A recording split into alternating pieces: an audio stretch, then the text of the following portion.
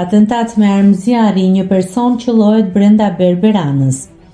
Detajet e reja janë zbuluar në lidhje me plagosjen e ndodhur në Lezhë. Mësohet se ngjarja ka ndodhur brenda një berberaneje, ku dyshohet se është qelluar me breshëri plumbash. Autori ende nuk është identifikuar dhe është larguar nga vendngjarja.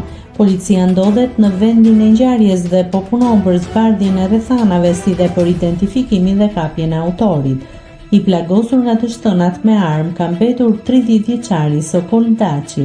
Burime zyrtare bëjnë me dije se ai ndodhet jashtë rrezikut për jetën dhe po merr ndihmën mjekësore në spital. Nëse klikoni mbi butonin subscribe, do t'ju shfaqen të gjitha publikimet tona. Ju ftoj t'i bëni subscribe kanalit, të pëlqeni videot dhe të lini komentin tuaj.